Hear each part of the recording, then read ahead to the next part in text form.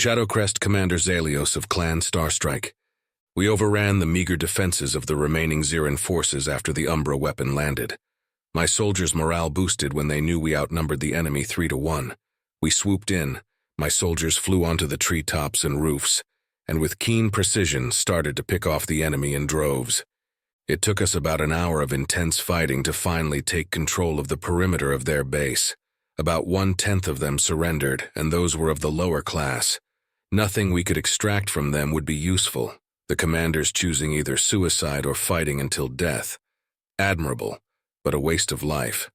I stood now in front of the giant whirling cloud that was the black ash bomb. It was surreal. The clouds moved in a perfect half-spherical motion. It was as if I was looking at a miniature black gas giant. What a marvel it is to look at, Torian said as he flew and landed beside me. It is indeed, but a very deadly one. Make sure none of our troops enter too close to it or inhale its fumes. According to the data, the clouds won't move even in a good breeze, but it's better to be sure none of our men get affected by it, I said back sternly as I looked at it. Its massive size blocked out the sun as we stood in its shadow. Suddenly a figure walked haphazardly out of the cloud. It was a Xiran soldier, but the way it moved was as if it was blind. My men beside me raised their weapons at the Xiran, ready to fire. Hold your fire, I commanded, curious. The Xiran tumbled onto the ground but raised its head as if to listen. Then I saw that both eyes were missing, and deep claw marks were scratched on its face and eyes as purple blood dripped lazily from them. I looked at its clawed hands and saw that they were bloody as well. Did he do that to himself? Torian asked, baffled as he looked at the Xiran as if looking at a wounded animal. If I didn't know better, I would have thought it was pity I saw glinting in his eyes. Most likely, I said back as I continued to observe it. No, demons, shadows, must hide, I must hide, they will catch me. Can't look at them or they will see me. The Xiran muttered in a whimpering tone that shocked both me and Torian. This once towering, strong reptilian soldier was reduced to this. Suddenly a silver dagger attached to a thin black chain launched out of the cloud and pierced the Xiran's thigh. It screamed in pain as the dagger opened into a hook and latched itself stuck. The Xiran tried to grab the hook, but before it could do so, it was pulled into the cloud again. It didn't even manage to scream as its body was engulfed. Both my men and I stood there in silence as we could hear it scream one last time before it abruptly stopped. Moments later, a black silhouette that I knew all too well by now walked out of the cloud. The black ghostly mass with slitted blue eyes that could chill your very soul stared at us. Commander Zalios, we are just finishing the remaining enemies on the north side that were outside the blast radius. How is it on your end? Do you need assistance? Came a semi-robotic voice from the Umbra soldier. We have finished the enemy here and captured those that surrendered. We suffered some casualties, but thankfully minimal, I answered back respectfully. That is good to hear, Commander. I will forward the message to Lieutenant Major Gray. The Kotad does not seem to work in or around the sphere, so I will tell him directly, the soldier said as he vanished back into the cloud. How many Xirans did they face? Asked Torian after a good amount of silence. Well, we faced roughly 5,000, so I suppose they faced the rest, I answered back. But that is 15,000 Xiran soldiers with only 1,000 men, he said, flabbergasted. Indeed. This is not the first time you have seen their work, so what is it that troubles you? I asked inquisitively. I know, but they were outnumbered 15-1 and they were assaulting, and they finished 3 times our numbers in almost the same time frame, he said, a slight hint of fear coming from his tone. And how many prisoners do you think they took? He asked as he looked at me. Probably none, I said nonchalantly as I glanced at him. His eyes were wide with fear, and his feathers were puffed, as were those of my soldiers who heard us. But that is practically genocide. Why go to such lengths? He said with a raised voice. Because that is how the Umbra works. They might capture some high-ranking Xirans, but the rest are a threat, so they are eliminated, I said as I turned towards him. And they will probably use the footage from the battles on this planet against the Xirans in the future. Why? He asked, even though he probably knew the answer. Because fear is a weapon, and the Terrans have mastered it to a frightening degree. The Zirans are a proud warrior species with a strong spirit. How do you fight an enemy like that? By showing them fear. The sheer terror of their best warriors crumbling in front of an unknown enemy that strikes from nowhere and leaves none alive is a strong weapon against a foe like that, I answered with a bit of excitement. Not to mention that the Terrans obliterated the Ziran fleet in orbit with fewer numbers as well. The Zirans are fighting an enemy that is better armed, more technologically advanced, and they know practically nothing about them. This fear is a tool that the Terrans will use to its full effect in the upcoming conflicts, I finished, the excitement fading as it felt unnatural. Perhaps the implants have changed me more than I care to admit. Both Torian and my men stood there silently, a mixture of awe and fear written on their faces. Enough of that now. Let's get the wounded and prisoners escorted back to camp. The Umbra soldiers will join us there, I said in a commanding voice that seemed to snap them back to reality, and they flew off to fulfill their duties. It took 3 more days to finish off the remaining Ziran forces that were hiding on Tiri, but alas, our home was liberated. 10 more days were spent preparing for our venture into the vast emptiness of space.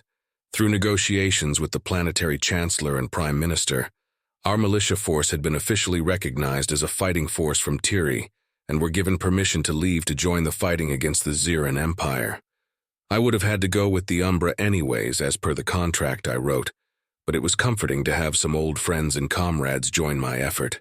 Our numbers swelled as well.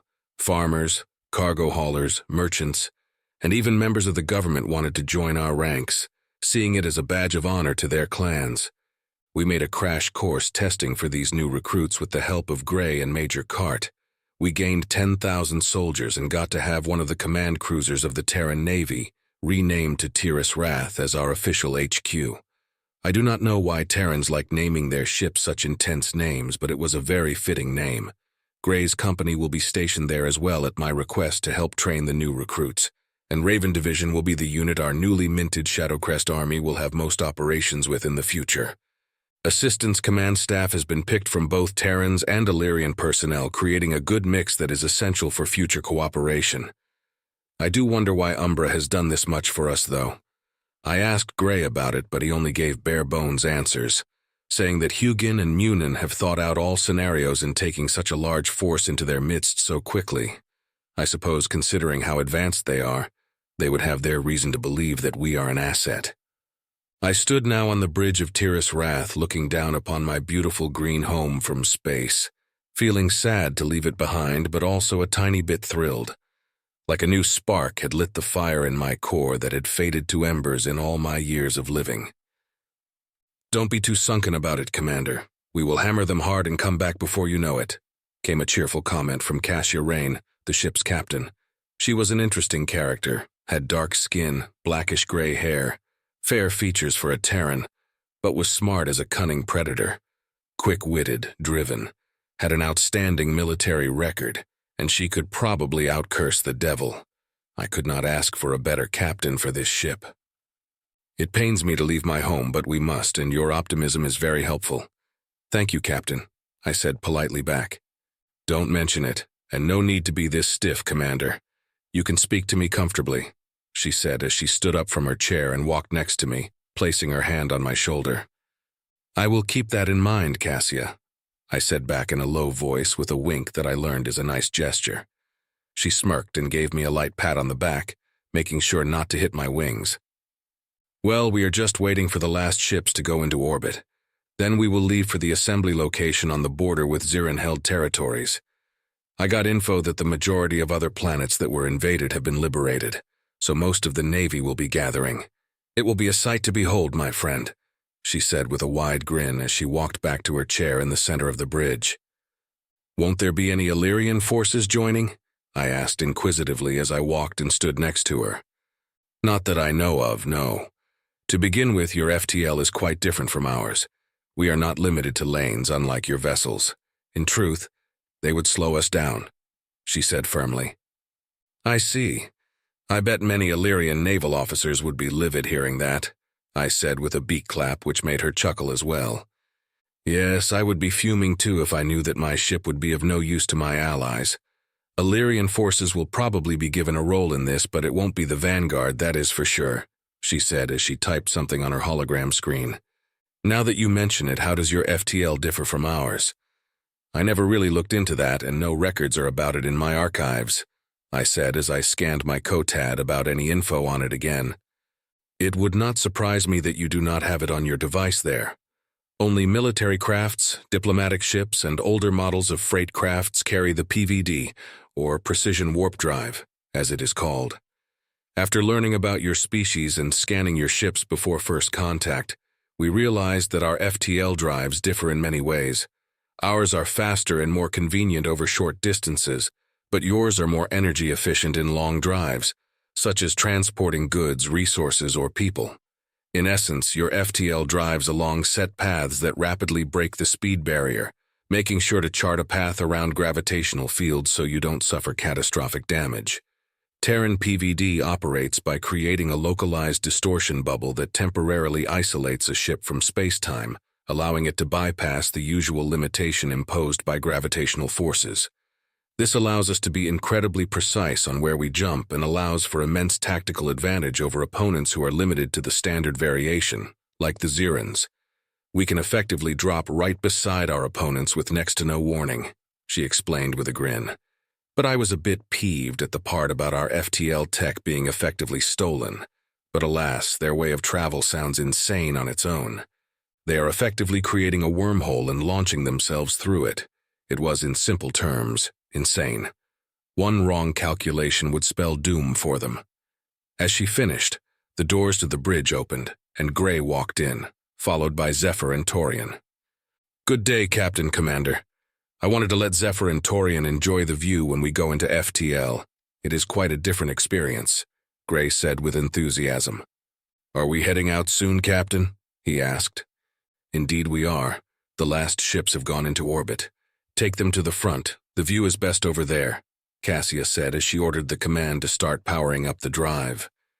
We all walked towards the front of the bridge and stared out into space as the ship was moving into course. "You might feel a bit woozy after the jump, but do enjoy it. It is a visual spectacle to behold," Gray said to us as we waited with anticipation. "Well, new things are good to experience from time to time at my age, but it has been nothing but a tumble with you lot," Zephyr said with a grumble, but I could see that he was excited. He had been stagnating like myself. Meeting the Umbra had given an old warbird like him a new purpose. "All right, you will feel a bit of static in the air. We are entering FTL now," Cassia said in a loud voice. It was an understatement. The very air looked like it was electrified as the ship shook slightly. Our feathers puffed out from the static in the air. It was but for a brief moment. Then suddenly the ship was enveloped by a bright flash, and the view of space in front of us vanished. Instead, it was instantly replaced by a swirling vortex of color. Vivid purples and deep blacks interlaced with stars that flickered like diamonds, scattered across a canvas of velvet. It was a mesmerizing experience, but as soon as it started, it disappeared again, and we were met with the dark sky of space again. I felt weightless as I came back to my senses. "Captain, how many light years did we travel?" I asked as I tried to brush my feathers back down.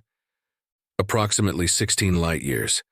Did you enjoy the experience?" she said with a smile as she saw that my fellow Illyrians had their mouths agape from her answer.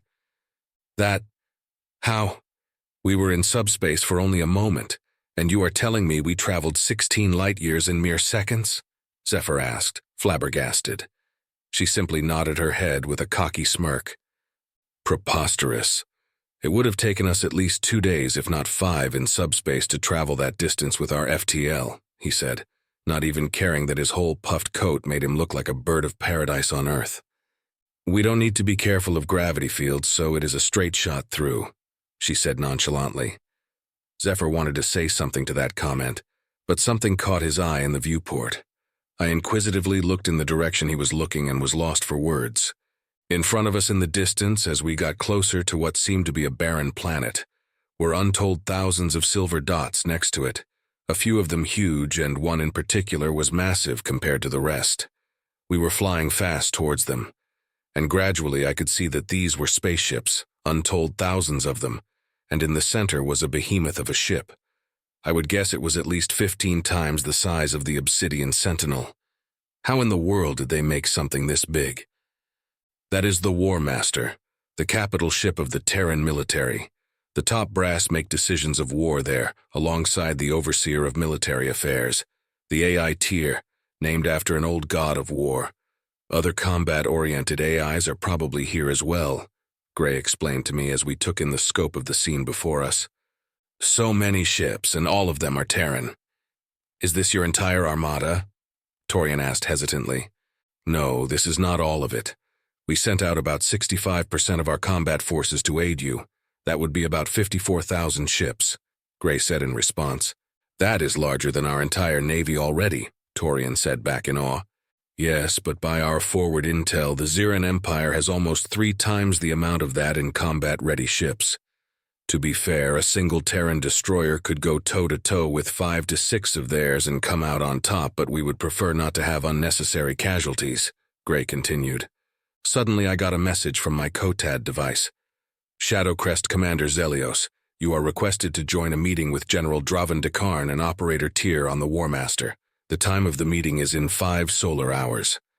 My mind froze for a split second. Panic seeped in but was quickly quenched by my nanodrones.